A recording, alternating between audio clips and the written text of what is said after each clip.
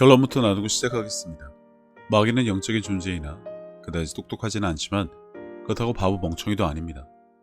그런 마귀가 우리의 생각과 마음을 어떻게 알고 틈이 생기면 들어온다고 믿는 자들이 많던데, 그것들이 사람의 속을 빤히 들여다본다고 생각하는 어리석은 자들은 결코 없기 바랍니다. 틈은 생각과 마음의 틈, 죄와 정욕에 의해 생기지만 그것들이 표현되지 않으면 누구도 알 수 없습니다. 하지만 바로 당신의 말이 지금 무슨 생각을 하는지 알게 해서 틈이 있음을 광고하는 것입니다. 속상해, 짜증나, 무서워는 기본이고 힘들어 죽겠어, 미워 죽겠어, 무서워 죽겠어 등과 같은 말을 하는데 어떻게 틈을 모를 수 있을까요? 그냥 지나가는데 당신이 불러 세우고는 내가 믿음을 포기할 테니 대신 내가 들어와라고 말하는데 말입니다. 주일에 교회에 한 번 빠져도 죄책감과 정죄감에 시달리는 사람들에게서 틈을 찾아내기가 과연 힘들까요? 신약은 모르고 구약과 율법에 매달려 보혈이나 뿌리고 쫓아가서 때리겠다며 사는 당신의 헛수고를 단지 기다리기만 하면 제풀에 지쳐 떨어져 나가 틈이 아니라 문이 활짝 열린 것이 보이는데 말입니다. 분을 내어도 죄를 짓지 말며 해가 지도록 분을 품지 말고 마귀에게 틈을 주지 말라. 성경에서 마귀에게 틈을 주는 대표적인 예는 분을 품는 것입니다. 그러면 당연히 마음에 가득하니 입 밖으로 좋지 않은 말들이 나올 수밖에 없죠. 누군가 상담을 하던, 스트레스 풀려고 잡담을 하던, 무엇을 하든 그것은 입 밖으로 표현됩니다. 억울하던, 욕을 하든, 분을 못 참아 아무 생각 없이 말을 하던, 그 모든 것이 바로 마귀를 초청하는 틈이 된다는 사실을 대부분 모릅니다. 입을, 혀를 단속하지 못하는 사람들은 셀 수 없이 많으니까요. 아무튼 말부터 주의해야 하는 이유는 그것 때문에 악한 영들에게 기회나 발판을 준다는 것이고, 그러면 악한 영들은 우리를 괴롭히고 영향을 주며 심지어 고통을 줄 수도 있습니다. 그래서 크리스찬들은 어떠한 이유에서든 악한 것들에게 그러한 틈이나 발판, 기회조차 주어서는 안 되기 때문에 입단속부터 해야 됩니다. 그들의 사슬이 당신을 묶을 동안 당신은 여전히 교회 댕기고 기도하고 성경만 보고 있을 겁니다. 상황이 이러니 그래서 아무리 기도하고 성경을 읽어도 마음속에 걱정이나 근심, 불안함이 남아있다면 그들은 당신이 품은 그 생각을 이용해서 당신을 계속 괴롭힐 것입니다. 대표적인 것이 두려움일 수도 있는데 그것이 누구로부터 온 것인지 모른다면 당신이 기도하고 그것을 쫓아낼지라도 계속해서 다시 들어옵니다. 이유는 단 하나, 당신이 품고 있기 때문입니다. 일부러 생각하거나 품겠냐고들 하겠지만 전혀 그렇지 않습니다. 신앙과 상관없이 당신이 원래 그런 사람이기 때문에 그렇습니다. 매사 걱정만 하고 말씀과 믿음으로 뭘 해본 적이 없는 사람이 당연히 할 수밖에 없는 변명일 뿐입니다. 무슨 말이 더 필요합니까? 마음을 다스리고 분을 사귈 줄 모르는 당신에게 당연한 일 아닐까요? 아무튼 당신의 능력이나 인성, 성품이나 기질, MBTI 따위가 뭐든지 간에 악한 것으로부터 들어온 그 무엇도 당신의 마음에 남아있지 않게 하는 것이 당신이 할 일입니다. 결코 두려움, 분노, 원한, 비통함, 용서하지 못함을 마음에 품어서는 안 됩니다. 하나님의 말씀과 사랑이 당신의 마음을 다스리게 해야 합니다. 당신에게 무슨 일이 일어나든지 두려움이 당신을 붙잡지 않게 해야 합니다. 예수님은 사탄이 하늘로부터 번개같이 떨어지는 것을 내가 보았다고 말씀하셨습니다. 절대로 악한 것들을 무서워하지 말고 그것들은 이미 패배한 적이며 당신에게 어떤 권세도 가지고 있지 않다는 분명한 인식을 가지셔야 합니다. 구원받아 거듭난 새로운 피조물이 당연히 가져야 할 것입니다. 간혹 아무것도 아닌 것에 놀라고 지레 겁을 잘 먹는 사람들이 있습니다. 그렇게 되도록 살아온 것이 원인이라는 것을 모르고 원래 성격이, 심장이 약해서, 겁이 많아서와 같은 정말 해서는 안 되는 말을 늘어놓으며 믿음의 성장을 교회에 와서 바라던데, 그런 사람들의 성장을 보는 것보다 정말 돼지가 하늘을 나는 것을 보는 것이 더 빠를 것입니다. 마귀를 대적하라 1, 2편에 정말 자세하게 풀어서 나누기 때문에 누구든지 영적인 것과 성령님, 말씀에 언급하신 뜻을 제대로 안다면 올바른 대적을 할 수 있을 것입니다만, 문제는 잘못된 가르침으로 여전히 스스로 허점과 틈을 만들어 도둑이 들어오게 하고서는 왜 도둑이 들어왔는지 의아해하는 분들이 너무 많아 세 번째 영상, 작은 틈에 대한 이해를 나누고자 합니다. 흔히 사람들은 악한 것들에게 조금만 틈을 줘도 그것으로 악한 영이 사람에게 들어와 흔들고 방해하고 장난질을 친다고 생각합니다. 당연한 일이기도 하지만 근데 현실적으로 그런 틈조차 주지 않을 수 있는 사람이 있을까요? 선포가 아닌 엄한 고백이나 하면 그걸 부적으로 알고 지켜주신다고 생각해 정작 틈이 아닌 문을 열어주는 사람들이 넘치는데 말입니다. 틈을 주면 악한 것이 들어온다는 생각과 말 자체가 사람에게 두려움을 주고 악한 것에게 사람을 흔들어도 되는 합당한 권리를 주는데 그것이 바로 이 시대의 독약이 됩니다. 믿는 자들에게는 이런 표적이 따르리니 곧 그들이 내 이름으로 귀신을 쫓아내며 새 방언을 말하며 뱀을 집어올리며 무슨 독을 마실지라도 해를 받지 아니하며 병든 사람에게 손을 얹은 즉 나으리라 하시더라. 여러 영상에서 이 시대의 뱀은 뱀과 같이 사악해서 사람들을 넘어뜨리려고 하는 교활한 사람들을 말하고 독이라고 하는 것은 사람들이 무분별하게 뱉은 말을 듣는 본인이나 상대방이 마음에 주는 상처와 두려움 등이라고 나누었습니다. 그러니 잘못된 지식을 나누고 말하는 것을 통해 그것이 마음에 들어와 의식이 되면 그 잘못된 지식과 정보 때문에 틈이 아닌 문을 열어주는 어리석은 행동을 아무렇지 않게 하면서도 그랬다는 사실조차 모른다는 것이죠. 그것은 이미 패배자인 악한 것들이 우리의 틈을 보고 우리를 어떻게든 할 수 있다고 믿는다는 것에서부터 시작됩니다. 그것은 당신에게는 믿음 자체가 없고 성경에 대한 지식은 물론 의롭다는 의식 자체가 없는 아직도 젖이나 먹는 허수아비 인간이란 말과 같습니다. 반대로 고기를 먹는 자, 의식과 믿음, 지식이 분명하면 틈이 생겨도 아무것도 할 수 없다며 담대하게 고백할 수 있습니다. 사도 바울이 뱀에 물렸다고 당신처럼 호들갑을 떨던가요? 그냥 툭툭 털어버리고 할 일을 했습니다. 믿음의 성장, 신앙이란 그런 자가 되는 것이지 교회 댕기며 봉사하고 성경이나 읽는 것이 아닙니다. 바로 그것이 장성한 자의 태도이고 설사 오늘 초신자라 하더라도 얼마든지 가질 수 있는 태도입니다. 게다가 먼지가 묻었다고 내가 더러워진 것도 아닌데 호들갑부터 떠는 것과 같은 태도 또한 늘 경계해야 합니다. 보혜를 찾고 기도받을 사람을 찾고 우왕좌왕하며 엄한 선포하지 말고 말입니다. 악한 것에게 조금만 틈을 줘도 당신을 공격할 수 있다는 말에 노이로제에 걸려 신경쇠약에 과민 반응을 할 텐데 이거조차 악한 것의 속임수입니다.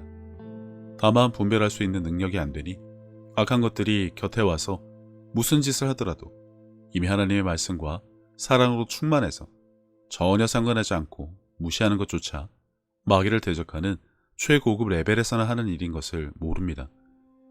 마음에 올바른 것을 품고 있으니 당신을 괴롭힐 수 없다는 의식이 분명하면 가능한 일인데 말이죠.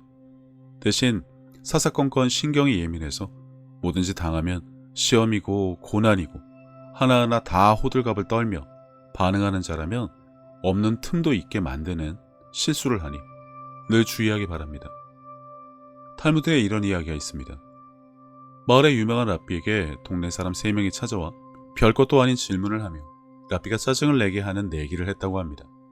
하지만 랍비는 이들이 3번을 찾아와 엉뚱한 질문을 해도 차근차근 다 설명을 해주어 결국 이들은 내기에서 졌는데 나중에 찾아와 당신 때문에 돈을 잃었다 하자 내가 인내심을 잃는 것보다 당신들이 돈을 잃는 것이 더 낫다고 했답니다. 높은 레벨의 사람은 바로 이런 것입니다. 마귀 하나 찾아왔다고 하늘나라 천사와 온갖 무기를 다 동원해서 싸워야 한다면 호들갑을 떠는 것과 아무리 많은 악한 것들이 몰려와도 눈 하나 깜짝 안 하고 신경조차 쓰지 않는 수준. 당신이 원하는 레벨은 어느 수준인지 스스로 정하고 무엇이 더 높은 것인지도 그냥 알 것입니다. 앞에서 언급한 2개의 영상만 보더라도 어렵다는 의식이 높으면 담대한 마음으로 우리에게 뭘 어찌할 수 없다는 것을 알지 24시간 보초를 서가며 틈을 주지 말아야 한다는 생각에 빠져 있으면 허점은 오히려 더 드러날 수밖에 없습니다. 신경과민이 취미이고 예민한 게 장점인 사람들의 특징이 빈대 잡으려다가 초가상간에 불을 지른다는 것입니다. 그들은 스스로 완벽한 수비를 한다고 생각하겠지만 그 내면에는 두려움이 이미 들어와 있을 뿐입니다. 초신자라 하더라도 걱정과 근심에 두려움을 붙잡지 말고 차라리 그 시간에 말씀을 읽고 묵상하며 그것이 더욱더 당신의 의식이 되는데 보다 많은 시간을 가진다면 틈은 생기지 않습니다. 다루지 못하면 뭘 해도 걱정과 근심에 전전긍긍할 터이니 앞선 1, 2편의 영상을 통해 올바른 지식과 인식을 장착해서 정말 신경 쓸 것 하나 없는 일에 온갖 에너지 다 낭비하면서 허송세월 안 했으면 합니다. 당신의 두려움을 받는 대상은 언제나 당신을 이깁니다. 그러니 반대로 무엇을 해야 하는지 스스로 생각하고 결심하는 시간이 되시기 바랍니다. 설사 아직 성장하는 단계라 틈을 좀 주면 어떻습니까? 그래봐야 내 안에 계신 주님만 볼 뿐인데 말이죠. 놀라 자빠져 천갈래 길로 도망가는 일이 당신에게도 있기를 바랍니다. 이렇게 되기 위해서는 아무 소용없는 걱정과 수비를 하는 대신 당신에게 계신 그분들을 인식하면 됩니다. 새로운 피조물이란 바로 이런 자를 말하는 것입니다. 세상이, 사람이, 상황이 나를 어찌하리오라 고백하며 담대하게 말씀과 사랑으로 살아간다는 것입니다. 크리스찬이라 불리려면 최소한 이런 조건은 갖춰야 하지 않을까 싶습니다만 이것 또한 당신의 선택과 결정으로 가능합니다. 그 의식이 마음에 가득하면 무엇을 고백할지 알게 됩니다. 나는 악한 것이 준 두려움을 거절한다. 두려움을 주어 나와 연결하려는 악한 것들은 예수 이름으로 떠나갈 것을 명한다는 올바른 고백으로 대적하고 다스리시면 됩니다. 하나님 나의 산성이시고 방패이시고 도움이시다라고 아무리 외쳐봐야 그것은 당신 마음에 쌓이는 믿음의 훈련이지 정작 전쟁이 났을 때 사용할 무기는 아닙니다. 틈이라는 생각, 육신에 살면 어떻게든 틈이 생기고 보여줄 수밖에 없습니다. 우리가 구원받고 거듭난 새로운 피조물이라 하더라도 사도 바울이 마음의 두 가지 법을 따르는 것 때문에 고민한 것을 생각하면 아 그렇구나, 그럴 수밖에 없구나 라는 생각으로 대수롭지 않게 여기며 마땅히 해야 할 일에 더 몰두하면 되는 것입니다.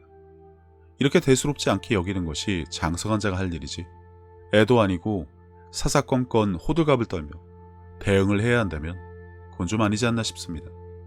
지난 시험과 취직을 망쳤다고 이번에도 또 그러면 어쩌지? 라는 생각이 어쩔 수 없이 사람이면 들 수밖에 없는 것으로 간주하는 당신은 자잘한 것에 신경이나 쓰며 허송세월하는 젖이나 먹는 자이니 아무것도 기대할 수 없지만 이처럼 보수공사에 시간을 들일 것이 아니라 최선의 방어는 공격이란 것을 알기 바랍니다. 당신이 생각할 것은 틈이 있냐 없냐가 아닙니다. 그리스도와 하나인지 구원에 대한 확신으로 거듭난 새로운 피조물로 삶을 다스리고 있는지를 아는 것과 그 수준에 올라가는 삶을 말씀과 사랑을 행하며 살아내고 있는지가 더 중요할 뿐입니다. 이제라도 불필요한 말과 발판을 주는 행동을 삼가하고 올바른 것을 말하며 성장하시기 바랍니다.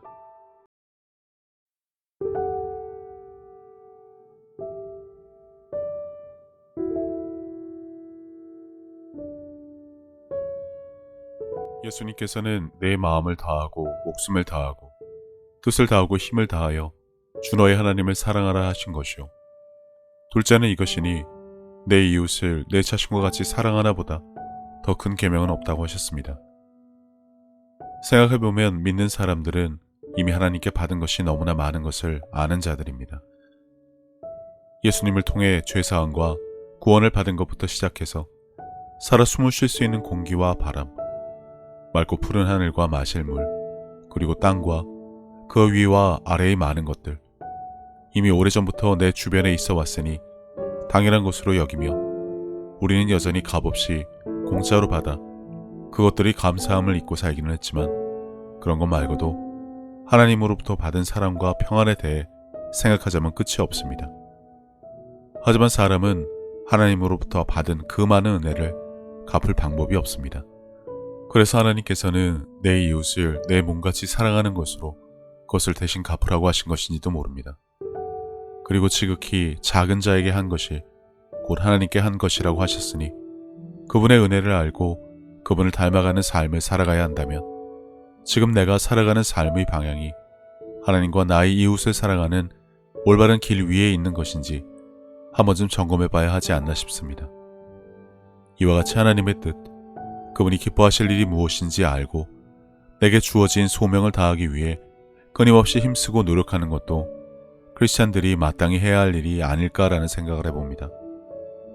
이제는 세상 유행에 따라 요동치던 내 마음을 모두 내려놓고 혼자서 하나님의 뜻을 헤아리는 시간을 가져보시기를 권해봅니다. 하나님은 세상 모든 사람들을 사랑하십니다. 그렇기 때문에 당신이 사랑받기에 마땅한 사람인 것처럼 당신의 가족도 이웃도 그분에게는 마찬가지로 소중한 자녀들입니다. 당신이 어려운 상황을 겪었을 때 하나님께서 당신의 삶에 관여하실 수 있도록 마음의 문을 열고 그분을 신뢰하며 동행하는 삶을 살아왔듯이 이제 당신도 다른 사람들에게 먼저 다가가서 손을 내미는 귀한 삶이 되어주시기를 바랍니다. 예수님께서 주신 새 계명, 서로 사랑하라. 저도 늘 제 자리에서 최선을 다하여 섬기고 사랑하며 살도록 하겠습니다. 감사합니다.